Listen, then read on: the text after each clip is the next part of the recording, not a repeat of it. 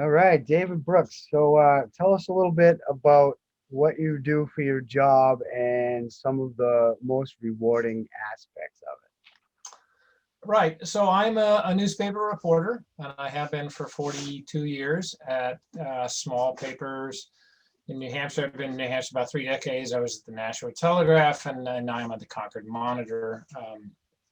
I'm a sort of a general assignment reporter, so I do a little bit of everything as needed.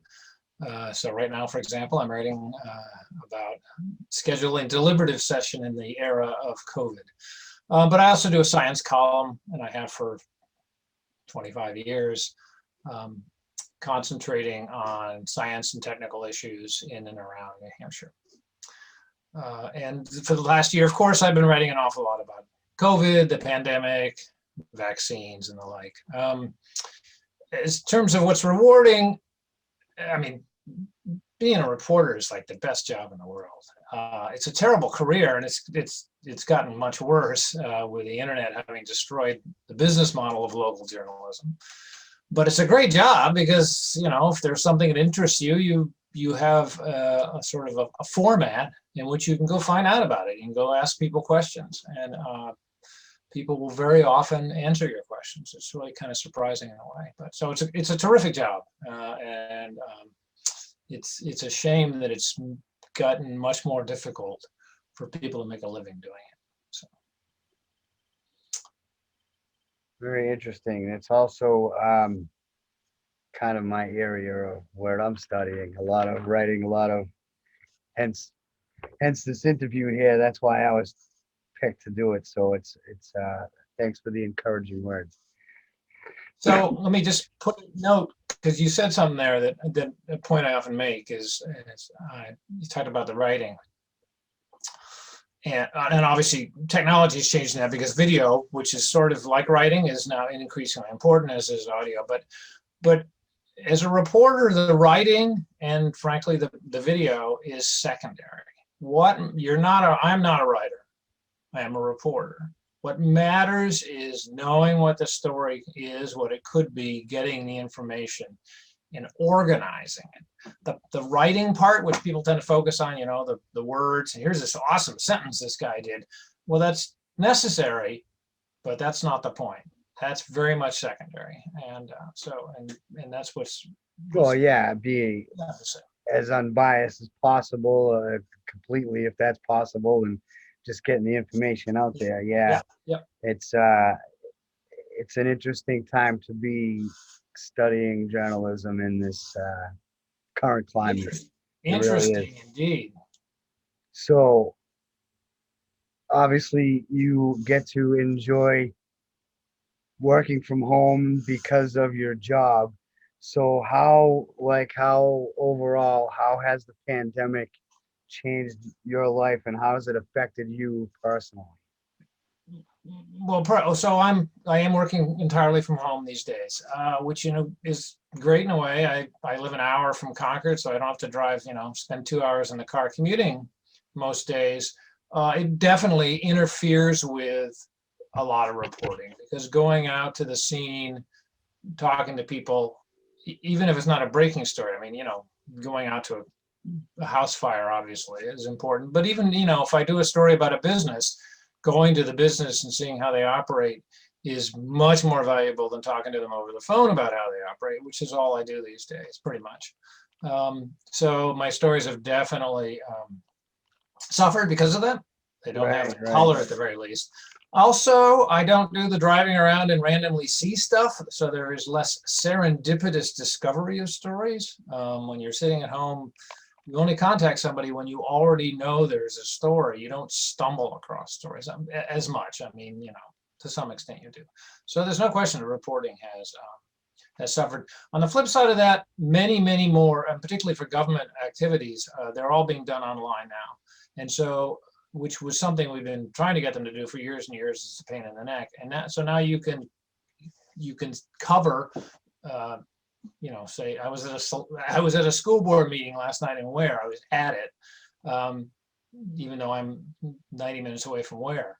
that I didn't have to drive there and back. And so there's many more meetings you can cover, State House meetings in particular. So that's valuable. So that's made it better in some ways. But in general, this is like everything else in life. Being stuck, the pandemic has really limited opportunities. So, and from a reporting point of view, probably a third of what I do these days involves COVID or the pandemic or vaccines in some form, or a company's reaction to it, or, you know, whatever. So it's just sort of swamped to all other stories.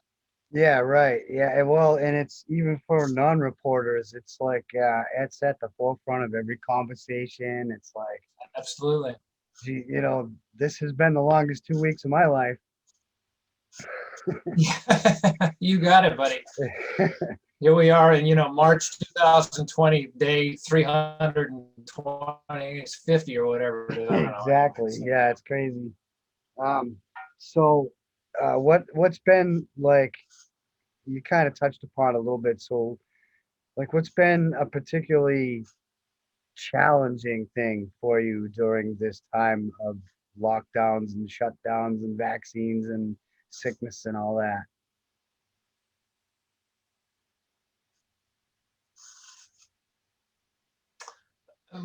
Well, I have not encountered too much of the one thing that some reporters have encountered, which is the, you know, the anti-vaxxer, the COVID denialist.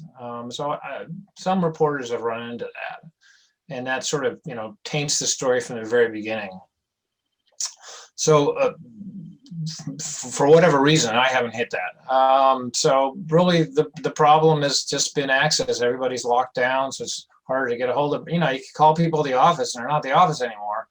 And so unless you know their home cell phone, it's hard to get a hold of them. So really pedantic things like that have. So I've, and particularly if you're an experienced reporter, you've built up a network of contacts, and you've built up a series of practices over the years that work and are very quick and efficient. And many of those have been upended by the pandemic because people aren't where they used to be. Schedules are different. The person who used to handle this doesn't handle it anymore because they're home with the kids, and so somebody else handles it. And so, so those are just sort of the day-to-day complications, sort of the similar complications that every job has been facing, really. So right. So what are the things that you find to be, like, right now today, the most concerning? in terms of my job, or in terms of Just in the pandemic, what looks like potentially problematic, maybe, or something that maybe people, you know, I mean, you get to look at the whole COVID a little bit differently than the rest of us. So like, what may be a red flag or something that maybe you might notice that regular people didn't? Anything that may be, you know, concerning. I mean, you know, oh, once 2021 gets here, we'll be all set. No, it doesn't really work like that. So, you know, things like that. People, oh, you know, once we all get the vaccine, we'll all be all set. Well, you know, it's not really going to work like that either. So like, what may be something, like, what things are you personally concerned about, like, right now today, is in regards of COVID-19? So I thought that the pandemic would upend the anti-vaccine movement by making it, you know, it was easy to be anti-vaccines when we really didn't have to worry about getting sick from anything that vaccines protected us from, because we're here in the US, but now we don't. Now there's the pandemic, so everybody's scrambling for the vaccines. So I was hoping it would upend the anti-vaccine movement, and in the process make people rethink sort of the underlying, what's the phrase I'm thinking, sort of anti-science, anti-expert ethos that's kind of permeated it. You know, those so-called experts can't tell me what to do. You know, there's something to be said for that. This is America, and freedom and liberty and individual freedom, is important, but had been taken way too far. And I was hoping that the pandemic, that a side effect of the pandemic would be undermining that and making people rethink their opposition to expertise. And I'm not sure it has, and that's a little worrisome because what that means is as soon as the pandemic becomes, sinks back down to the level of like the influenza, so that only a few people are dying from it and only some people are getting sick, I'm afraid we're going to jump right back into, okay, all science is wrong and whatever thing I think of because I saw it online, it must be true, and you have to take it just as seriously as the result of 10 years of research. So I'm hoping that a side effect of the pandemic is it will make people go back at least somewhat to respect and support for science and expertise that we used to have. But I'm not absolutely certain it will. So that's my biggest concern. Yeah, we won't learn any lessons from this. We'll just go right back. Yeah, and I noticed that a lot of the times with these people that have those types of views was a lot of people felt the same way 100 years ago, the last pandemic. They didn't want to wear a mask, they didn't want to, they didn't want to take a vaccine, and it's just, I mean, I have my own strange ideas about COVID, but we don't have time for all that. It's complicated. I mean, it's not straightforward. It's not like, listen to the man in the white coat and always do what he says. That way of thinking from the 60s had some real problems and needed some pushback. So it's not like, you just blindly follow whatever the person with a PhD tells you to do. But on the other hand, to blindly say, whatever my gut tells me is right and must be done, that's bad too, because our guts are often wrong. Well, I don't know. I don't want to sound like a heartless jerk, but maybe COVID is a way of nature's way of kind of thinning out the herd a little bit and getting a little bit of, I don't know. It's a pretty inefficient way to do it. Yeah, well, it really is, and I mean, in a lot of ways, it does make sense. I mean, look what human beings have done to the planet. They're kind of just in every way possible, and whatever. It is what it is. There's an argument that the pandemic is the first sign of nature fighting back. I mean, that's personifies it, but just this is an example of a global response to the global disaster we've created environmentally, and it's the first of many responses. That's part of the thing that needs to be concerned, is that it's not like, okay, once COVID is fixed, it's all done, because COVID's just, there's going to be more pandemics. Different pandemics that are, the vaccines we've got today are not going to work for the pandemic in 2030, whenever the next one comes. This is going to happen again, and if we don't learn a lesson from this one, the next one, which could be worse, is going to hit us worse anyway. Yeah, and I've heard people also predict that not only will there be more, they will come a lot closer together in faster succession. For all you know, there's another one right now somewhere, somewhere in China at a wet market that's going to spread, and in 3 months from now, we'll suddenly be hearing about a new hemorrhagic disease or something that we're not ready for. Oh, that's a scary thought. Yeah, it's a scary thought, and so we're all grown-ups. We need to respond to it like grown-ups, and right now we aren't really. No. Well, we've been safe over here in our privileged United States.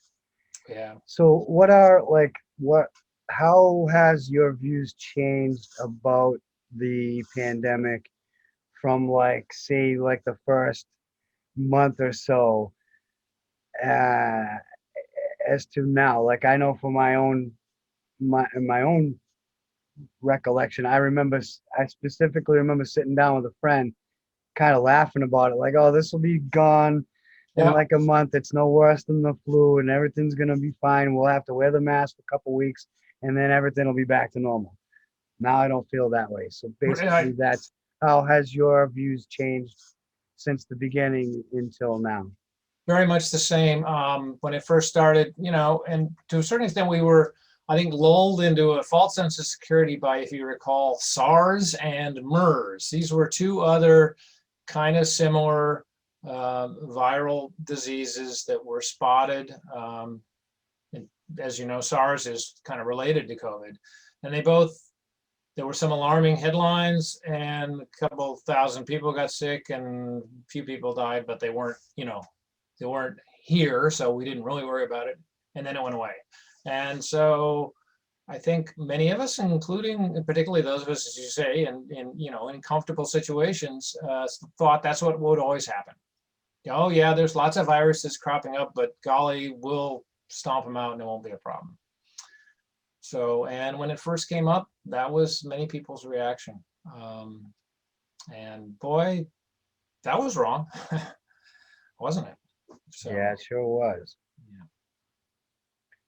yeah. So what are your hopes for the future in regards to COVID and kind of, getting back to what was normal back then and how, what's going to be different and what are some positive aspects that you may see coming out of this whole crisis?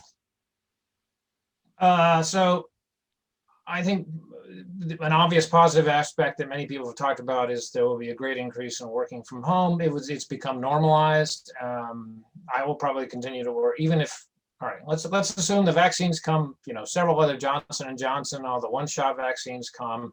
And so by October, everything's opened up again.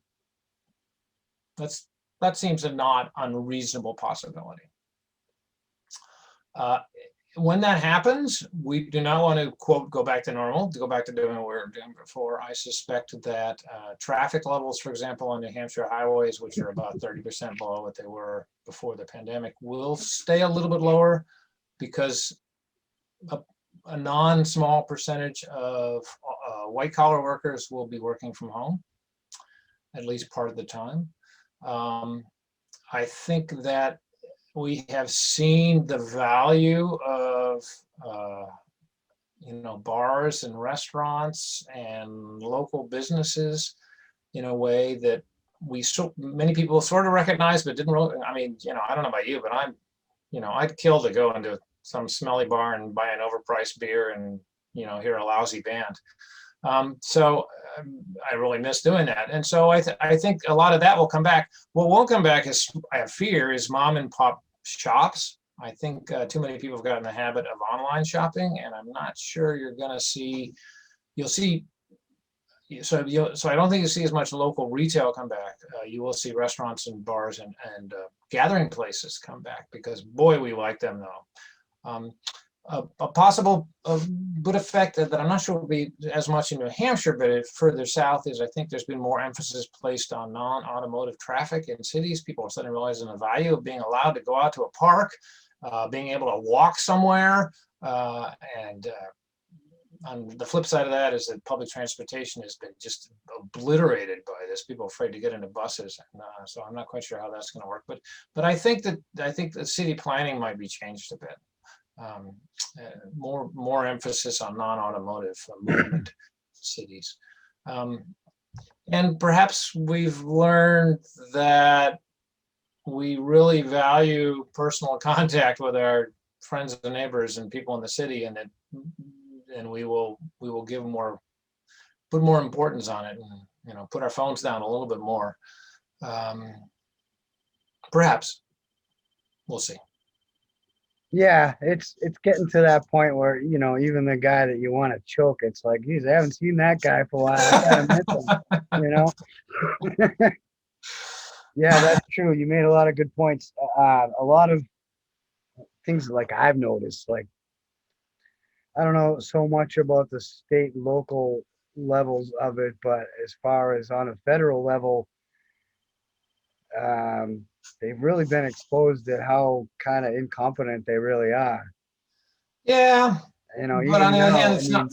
like the big news was supposed to be that Joe Biden was elected, but we're still hearing about that other idiot every day more than the president. It's like, we're still, it's some of the things it's like they need to be lobotomized, some of these people. It's like, this is ridiculous. I can't, it just shows that there's got to be some sort of a nepotism going on or something, because it's like there's no way you guys got these jobs because of your abilities. I think I think that to a certain extent that's a reflection of the anti-science, anti-expertise thinking we were talking about earlier. Is that expertise is useless, therefore anybody I know can do the job as well as whatever that career bureaucrat can do. And if you have that thinking, you'll end up with some duds. Yeah. So. Well, I appreciate it. I think we got some pretty Okay. interesting information that people might be Cool. interested in hearing, and that's what it's all about. It's about the humanities, and telling your story and making a connection with it. And I got some real tear jerkers coming up later. I think this was a good one to kind of ease into it. Kind of, I got one of the guy who I'm going to be interviewing over the weekend lost both of his parents to COVID. Yeah. So I've had it easy. I haven't lost anybody. I've known a couple people that got it, but they got out of it fairly easily. I can work from home. I have enough property. I can go walking in my woods if I'm getting stir crazy. I haven't gotten sick.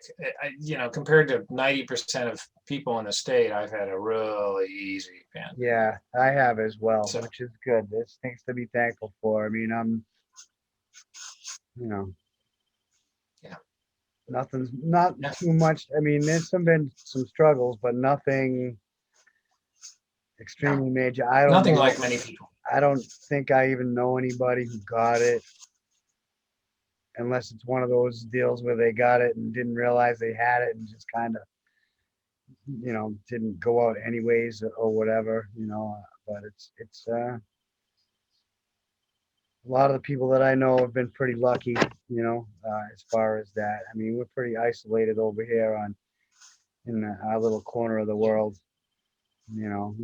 so it's. Yeah, that's part of it. I mean, I assume people who are generally better educated and had better health care to start with and were in better health to begin with are more likely to have, a family support system, financial, all those intangibles that make all the difference, above and beyond the medical thing. That's certainly my situation. And You it's the just made people me who think of didn't another have that question. to begin with.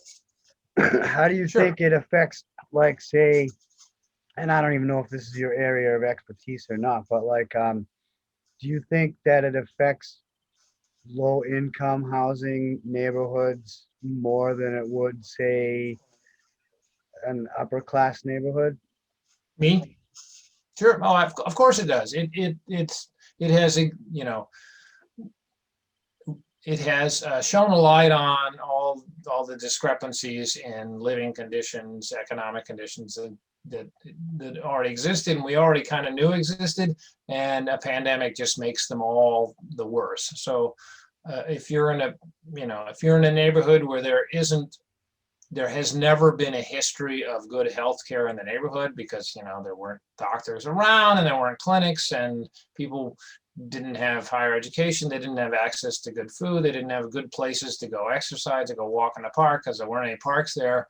If you're in that neighborhood to begin with, and then COVID hits, of course you're going to be hit worse, and you have less of if you have less of a family support structure to help you, and fewer, all those things that are sort of covered by the socioeconomic status is the academic term, right? But COVID's made them all worse, and it did. Even in New Hampshire, you can see the data. The state has the data up. It shows the percentage of cases that have hit Black and Latino communities, and they're much higher on a percentage basis than white communities, even though we don't have much of a Black or Latino population. So yeah, no, it's definitely no question about it.